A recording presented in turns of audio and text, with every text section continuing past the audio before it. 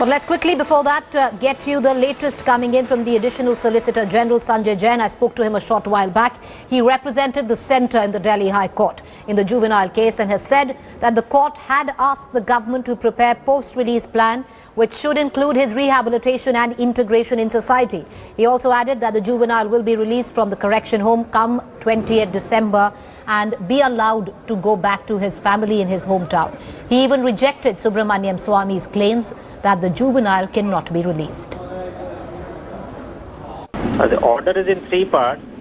In the first part, the court has declined the prayer not to release the juvenile till such time he ceases to be a menace to the society. That was the prayer. The court has declined it. The court has held that under the current law, under no circumstances, a juvenile in conflict with law can be kept beyond 3 years. The second part of the order accepts my arguments that post-release plan, which was prepared by the management committee, is inadequate. In the sense that the court has directed the authorities to prepare a plan which would deal with all the three aspects, that is rehabilitation, integration and follow-up for 2 years. And the third part of the order is the court has said that the broad question as to whether the juvenile in conflict with law, that is JCL, should be released without reformation or not would need further examination, and for this purpose the court has posted the matter now for 28th March 2000. Okay. Would you dispense this particular thought, sir, where, we just heard a short while back and it's causing confusion because, with legal jargon is difficult to simplify. The petitioner Subramaniam Swamy has said that, the judgment is drafted in such a manner that will keep the juvenile in custody. So that is wrong. That is wrong. All right, before we play out the entire phono or the entire reaction of the ASG, I want to take our first caller. Arvind call from Noida is our first caller. Yes, Arvind, go ahead. Yeah, it's just pathetic. We, the citizens of this country, we are ridiculously tolerating the nonsense of these so-called lawmakers. They are not lawmakers, they are basically just lawbreakers. How come for their petty politics, they are holding the whole of the country to ransom? They are simply behaving like just schoolboys. They are enjoying all the luxuries of life and doing nothing. They are just testing the patience of the people of this country. It is simply ridiculous. What else can I say? All right, appreciate you joining us, Mr. Call. For our viewers who are joining us, we'd like to... All right, before we go to our next caller, I am joined by the petitioner, Subramaniam Swamy. He's on the phone line with us.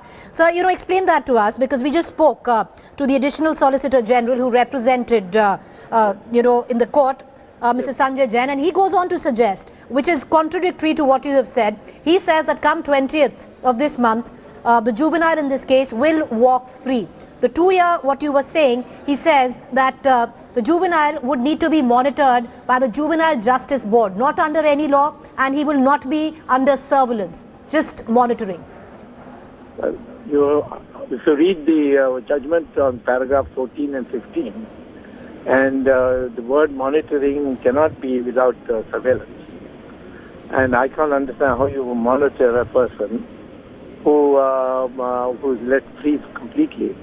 And this is also contrary to what the Additional Solicitor General said while arguing the matter. And he said that we have the power to detain him for 2 years more. He said that in the court. Now, I don't know if he has changed his mind. Well, then we'll have to go to the judgment and see how it is to be interpreted. And I'll see how they implement it. And if they implement it by letting him free, then I can always go back to the High Court and ask for a clarification. All right. So, Mr. Swamy, you reckon that a clarification needs to be sought because the ASG today, and yes, I just spoke to him a short while back, sir, was adamant that come the 20th, the juvenile in question will not be under the purview of law, just monitored by the Juvenile Justice Board for the next 2 years. And then, of course, the Juvenile Justice Board on its account has to come up with a rehabilitation plan. The rule says management committee, doesn't refer to any Juvenile Justice Board. And it is contrary to what Mr. Jain said in the court. In the court, he said we have the power to detain him for 2 years more. And the court noted that, and then paragraph 14, 15, you may read it and interpret it. My interpretation is that it would be a violation of the judgment and the law if they let him go completely free. All right, but Mr. Swami, now what? Now what? I'll wait to see what happens tomorrow. Okay. If he's let free, then I'll go back to the High Court. My petition is still there. It hasn't been disposed of. It has been fixed now for a further hearing on the change in the law that has to take place from March 28, where the government and others have been given notices and asked to file counter affidavits. Right, but I think the best thing for you to do is read the judgment and then ask other experts. I am making 2 points. One, the Additional Solicitor General did say in court that we have the power to detain him for 2 years more because the mental health question hasn't been gone into, nor have we gone into the question of whether he has been socially, made compliant with the society. And therefore, these things have to be done. And therefore, the management committee has to be asked to take control of him. That is what I didn't say that he would be kept in the Juvenile Justice Court remand home. Not at all. I said that he'll now, instead of being inside a cage, he will be in collar and chain. And the management committee will have to monitor him by keeping very close watch on him. And he can't move around freely. all right, but this was contradicted by the ASG, sir, because he said that there would be no surveillance. Then we have to rely on the judgment. You may read it and interpret it. And if I find they are doing contrary to the judgment, I'll go back to the court. So if tomorrow the juvenile is released, sir, and he's sent back with his parents? If he's sent off free without any obstruction, then I certainly will go back to the High Court and ask for clarification. You will ask for a clarification. Appreciate you joining us, sir. We will look forward to speaking to you tomorrow. All right, but there has been a fair amount of confusion in the judgment and the interpretation of the judgment. Will the juvenile be monitored for the next 2 years, or will he be set free without any obstruction tomorrow? All right, what we are going to do right now is also get in more reactions, more constitutional experts who would maybe able to interpret the judgment for us better. But our caller lines are open. And we are talking to our viewers there where they can have their say on what they make of the judgment, and more so of what is happening in parliaments when crucial bills like these are sitting. Our parliamentarians are doing nothing else but squabbling. R.K. Sharma from Sonipat is our next caller. Yes, Mr. Sharma, go ahead, have your say. Thank you very much. Good evening, first of all. And thank you very much to Dr. Swami. Whatever he is doing, that's the best thing which we can do. Now, as far as we are concerned, the public is concerned, and I'm concerned, I'm totally disturbed to hear this kind of judgment. And I'm really worried that if I'll do something, I'll chop up his every part, whatever the pain he has given to the girl. If I'll do the same thing, then the government will be responsible, not me. I'm really very sorry to say that. The public is so disturbed, and we are so disturbed, ma'am. All right, appreciate you joining us, Mr. Sharma. Our next caller is Santosh. Yes, ma'am. Yes, Santosh, go ahead. Yeah, now if we look at the whole situation, I would like to add only 3 points here. First is, yes, the parliamentarians have disappointed us. They have not done their job. So what is to be done? They don't get their pay. That's very clear. So all employers should not make any TDS and submit any taxes. One. Second, when someone doesn't perform, there is somebody else who has to cover up and do his job. So who's that? That is the citizens of India. We need to form a team of vigilance. Well, Santosh, I must come in here as a responsible television network. I think we must talk of things which are under the purview of the law, and we would appreciate if our callers would also continue to debate the same. I'm afraid, Santosh, I need to move on from here on. I can't take your call further because, like I pointed out, let's keep this discourse to what is legal and what can be done under the purview of the law. Our next caller is Devyani. She joins us from Muscat. Yes, Devyani. Hello, ma'am. My question is that we do not know how this man looks like. So why you from responsible media is not raising a voice that we, the Indian people, must know how he looks like? This is point number one. Secondly, he is not a juvenile. He is 20 plus years old. So how long would you call him juvenile. This is giving a wrong impression. He is a full-grown adult. And I'm not even talking about the crime, the horrible crime he has committed, but he is not a juvenile. Can you please call him an ex-juvenile? He's a full-grown adult now. All right. Appreciate you joining us. Next caller, Sundar Rajan from Chennai. Yes, Mr. Rajan. Basically, we heard what Dr. Subramaniam Swamy said and the Assistant Solicitor General said.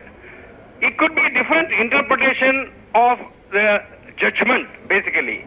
But what the people want is basically justice. Law is only a means by which justice is given to the people and the society.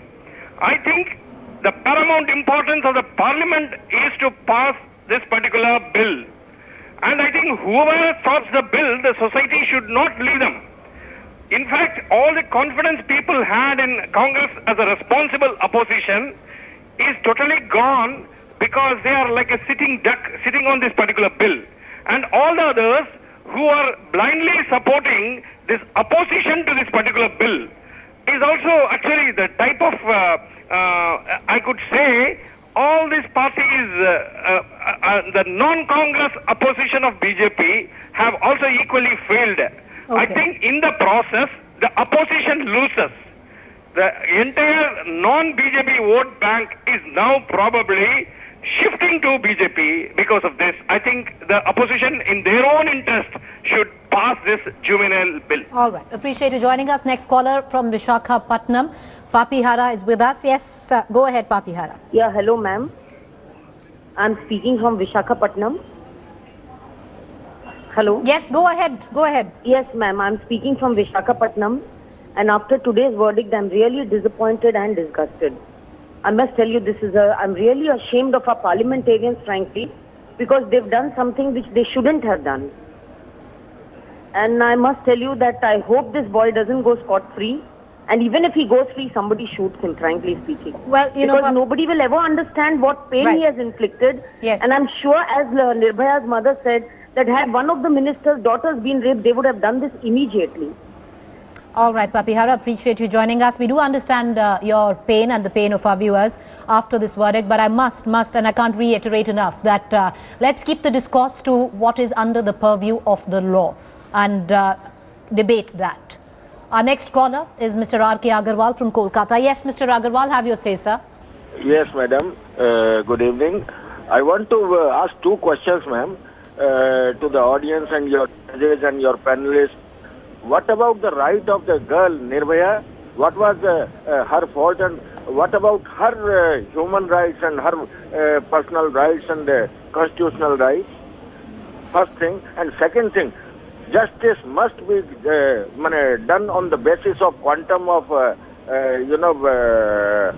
crime and heinousness of the crime, not on the age of the criminal.